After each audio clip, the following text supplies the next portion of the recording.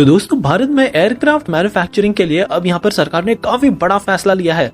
अब इन्होंने कहा कि बस अभी जो पार्ट्स कंपोनेंट्स भारत से प्रोक्योर किए जाते थे ये बिल्कुल भी इनफ नहीं है। इनफैक्ट अब हम लाने जा रहे हैं entire assembly ecosystem in India. जी हाँ, आपने बिल्कुल ठीक सुना है। और अगर भारत में ये सक्सेसफुल हो जाता है, फुल असेंबली लाइन आ जाती है, तो फिर पूरा एंटायर सप्लाई चेन इकोसिस्टम जितना भी भारत के ओवरऑल एरिया में है, right from aircraft body, wings, assembled engines two seats, सारा भारत में ही असेंबल किया जाएगा और ये भारत के लिए काफी बड़ी विन सिचुएशन होगी। इसके लिए भारतीय सरकार ने एक बातचीत भी शुरू कर दी है बोइंग और एयरबस के साथ to set a final assembly line, जिसे FAL भी कहा जाता है।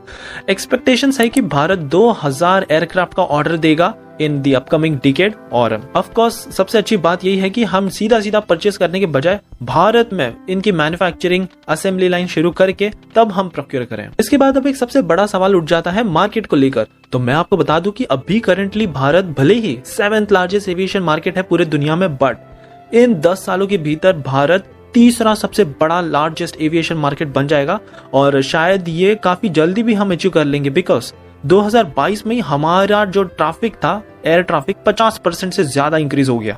लेकिन फिर भी मैन्युफैक्चरिंग में इतनी सफलता नहीं मिली।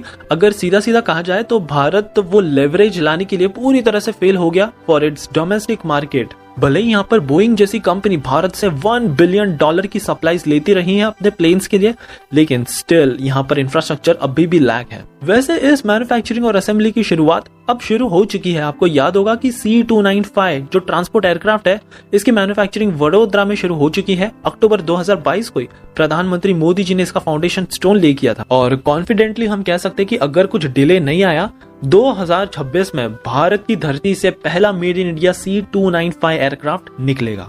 फिर इसके बाद तो हम इसका एक्सपोर्ट भी शुरू करना चाहते हैं, लेकिन अब सबसे बड़ी अपॉर्चुनिटी यहाँ पर है ये एयरक्राफ्ट की पूरी मैन्युफैक्चरिंग इकोसिस्टम को ही भारत में लाना।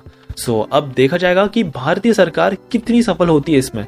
इसके बारे में आपकी क्या राय है अपनी डेफिनेटली कमेंट्स में बताइएगा।